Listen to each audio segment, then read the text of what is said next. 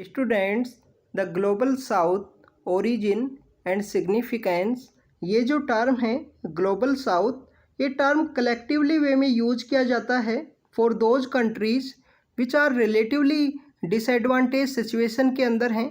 Those countries not have proper voice at the international institutions like the United Nation Security Council के अंदर proper representation नहीं है जिन countries का। जो financial institution है, ब्रिटेन वुड जो इंस्टीट्यूशंस हैं, IMF एंड वर्ल्ड बैंक, वहाँ पे भी उनको जो प्रॉपर रिप्रेजेंटेशन है वो नहीं दिया गया। उन कंट्रीज़ को यहाँ पे जो ग्लोबल साउथ टर्म है उसके साथ में डिफ़ाइन किया जाता है। स्टूडेंट्स, अगर हम ग्लोबल साउथ इस टर्म के कोइन की बात करें तो इस ग्लोबल साउथ टर्म को जो कोइन करने वाले जो पर्सन हैं, एक पॉलिटिकल एक्टिविस्ट हैं कार्ल ओग्लेसबी। उनके द्वारा 1969 का जो समय है उस समय पहली बार इस टर्म को कोइन किया गया वियतनाम वॉर के समय, कि कैसे जो ग्लोबल नॉर्थ के जो कंट्रीज़ हैं उनके द्वारा ग्लोबल साउथ के कंट्रीज़ के ऊपर जो डोमिनेशन है वो देखने के लिए मिलता है। तो वियतनाम वॉर के समय कार्ल ओग्लेसबी के द्वारा इस टर्म को कोइन किया गया था। ये जो ग्लोबल साउथ टर्म है डेवलपिंग एंड अंडर डेवलपिंग जो कंट्रीज़ हैं उनके लिए कलेक्टिवली वे में यूज़ की जाती है। और ऐसे जो आपको जो कंट्रीज़ हैं ग्लोबल साउथ के, वो मैक्सिमम आपको जो सदर्न हेमिस्फेयर का जो पार्ट है उसके अंदर आपको देखने के लिए मिलेंगे। बट स्टूडेंट्स, सभी कंट्रीज सदर्न हेमिस्फेयर के अंदर नहीं हैं। कुछ कंट्रीज़ जो ग्लोबल साउथ की यहाँ पे टॉप वॉइस हैं, जैसे कि इंडिया एंड चाइना, वो आपको कम्प्लीटली नॉर्दर्न हेमिस्फेयर के अंदर ही प्रेजेंट हैं जोग्राफिकल पर्सपेक्टिव से। मैक्सिमम आप अगर हम बात करें जो ग्लोबल साउथ के कंट्रीज़ हैं वो आपको अफ्रीकन कॉन्टिनेंट, एशिया और लैटिन अमेरिका के अंदर देखने के लिए मिलते हैं।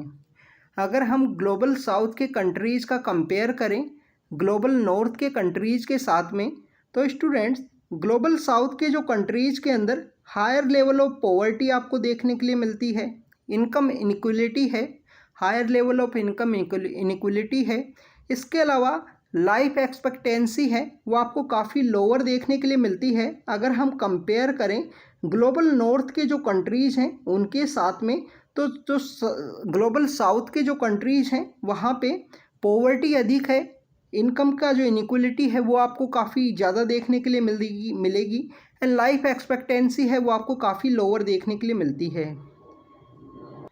स्टूडेंट्स, 1980 के समय एक ब्रांट लाइन नाम का एक कॉन्सेप्ट आया था जिसके अंदर जोग्राफिकली वे में जो पुअर एंड रिच कंट्रीज़ हैं उनको यहाँ पे सेपरेट किया गया, रिलेटिवली उनको डिफ़ाइन किया गया था ब्रांट लाइन के थ्रू। तो 1980 के समय यहाँ पे जोग्राफिकली वे में जो ग्लोबल साउथ के जो कंट्रीज़ हैं जो या ग्लोबल नॉर्थ की जो कंट्रीज़ हैं उनको यहाँ पे इकोनॉमिकल पर्सपेक्टिव से यहाँ पे दोनों को सेग्रीगेट किया गया।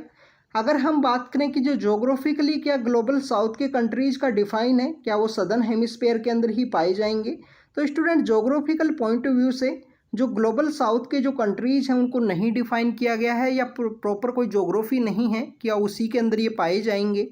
इसके अलावा अगर हम इंडिया का इन ग्लोबल साउथ के जो कंट्रीज़ हैं उनके साथ में एक अगर कॉमन लिंकेज की बात करें तो मैक्सिमम कंट्रीज़ का स्टूडेंट्स कॉलोनियल पास्ट है कि कभी ना कभी किसी की कॉलोनी हुआ करते थे। सोशियो इकोनॉमिक सिचुएशन भी आपको सिमिलर ही देखने के लिए मिलेगी ग्लोबल साउथ के जो कंट्रीज़ हैं उनका। और अंडर रिप्रेजेंटेशन जैसे कि यूनाइटेड नेशन सिक्योरिटी काउंसिल, जो फाइनेंशियल इंस्टीट्यूशन हैं, वर्ल्ड बैंक एंड IMF। इसके अलावा स्टूडेंट्स ग्लोबल साउथ के जो कंट्रीज़ हैं उनका भी जो डायस्पोरा है वो डिफरेंट रीजन्स के अंदर पाया जाएगा। जैसे इंडिया का जो डायस्पोरा अलग अलग रीजन्स के अंदर आपको देखने के लिए मिलता है।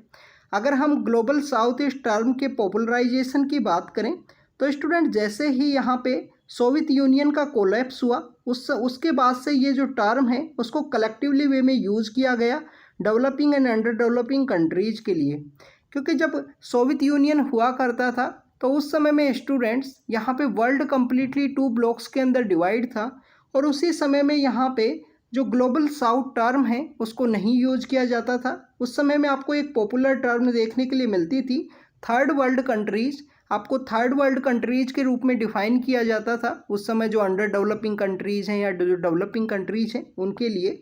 जैसे ही सोवियत यूनियन का कोलैप्स होता है उसके बाद में जो थर्ड वर्ल्ड कंट्रीज़ हैं ये टर्म यहाँ पे आपको डिक्लाइनिंग फेज के अंदर देखने के लिए मिलेगा और ग्लोबल साउथ जो है वो पॉपुलराइज होती है। स्टूडेंट्स, ग्लोबल साउथ का यहाँ पे इमर्ज होने के बिहाइंड के रीजन ये भी हैं कि पॉलिटिकली आपको न्यूट्रल टर्म आपको देखने के लिए मिलेगी कि ऐसे कंट्रीज़ कोई भी ब्लॉक के साथ डिवाइड एसोसिएटेड नहीं हैं। ये कम्प्लीटली ऐसे कंट्रीज़ हैं जिनकी प्रॉब्लम्स कुछ एसोसिएटेड हैं, डेवलपिंग एंड अंडर डेवलपिंग की जो प्रॉब्लम्स हैं उनके साथ एसोसिएटेड हैं, जैसे कि पॉवर्टी, इनइक्वलिटी हुआ, नेचुरल रिसोर्सेज की कमी हुआ, एनर्जी एंड क्लाइमेट चेंज के इश्यूज़। काफ़ी सारे जो इश्यूज़ हैं वो आपको इन ग्लोबल साउथ के कंट्रीज़ के साथ में एसोसिएट देखने के लिए मिलेंगे। अगर हम प्रेजेंट कंटेक्स्ट के अंदर बात करें ग्लोबल साउथ के कंट्रीज़ का, तो स्टूडेंट्स ग्लोबल साउथ के कुछ कंट्रीज़ ऐसे हैं जिन्होंने अपनी जो वॉइस है वो प्रॉपर हर एक प्लेटफॉर्म के ऊपर रेज की है। इवन इनका जो डिप्लोमेटिक जो डायस्पोरा है वो भी यहाँ पे इंक्रीज हुआ है कि कुछ ग्लोबल साउथ के ऐसे कंट्रीज़ हैं जिन्होंने अपनी जो political muscles and diplomatic muscles हैं उनको कम्प्लीटली फ्लेक्सिबल यूज किया है ग्लोबल साउथ के कुछ कंट्रीज़ के द्वारा, जिसके अंदर चाइना है, इंडिया है, इंडोनेशिया है। ये कुछ ऐसे कंट्रीज़ हैं ग्लोबल साउथ के कि जिनका प्रॉपर रिप्रेजेंटेशन आपको देखने के लिए मिलेगा।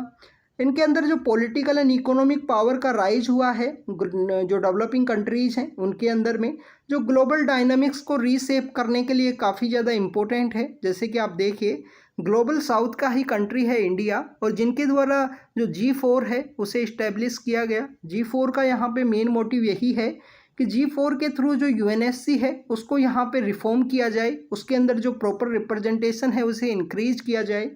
इसके अलावा स्टूडेंट्स अगर हम बात करें 2030 तक जो ग्लोबल साउथ के ही 4 जो लार्जर इकोनॉमीज़ हैं, इंडिया, चाइना, इंडोनेशिया, ये जो लार्जर इकोनॉमीज़ हैं ये ग्लोबल साउथ की लार्जर इकोनॉमीज़ 2030 के समय अपना जो प्रॉपर रिप्रेजेंटेशन है इनका देखने के लिए मिलेगा। अगर हम प्रेजेंट कंटेक्स्ट के अंदर भी बात करें तो आप देखें कि ब्रिक्स का जो ओवरऑल यहाँ पे इकोनॉमी है या ओवरऑल GDP है वो हायर देन द G7 आपको देखने के लिए मिलता है। जो ब्रिक्स यहाँ पे एक ग्रुप है 5 कंट्रीज़ का, Brazil, Russia, India, China and South Africa.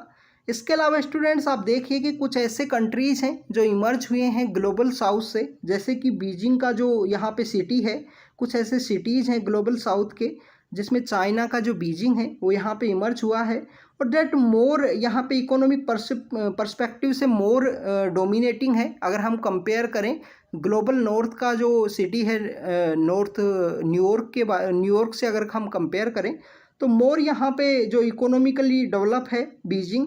तो स्टूडेंट्स ये प्रेजेंट कंटेक्स्ट है ग्लोबल साउथ के जो कंट्रीज़ हैं उनका, कि इन्होंने अपनी जो इकोनॉमी है उसे रीसेप किया है। इंस्टीट्यूशन रिफॉर्म्स की इनकी डिमांड आपको देखने के लिए मिलती है।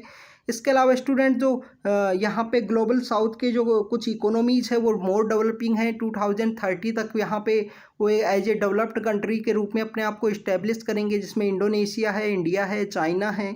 और इसके अलावा यहाँ पे जो ब्रिक्स है इनका एक ग्रुप है ग्लोबल साउथ के जो डेवलपिंग कंट्रीज़ हैं उनका। ब्रिक्स के थ्रू यहाँ पे मोर पावरफुल है। अगर हम कंपेयर करें G7 की टोटल ओवरऑल इकोनॉमी से तो मोर पावरफुल है ब्रिक्स।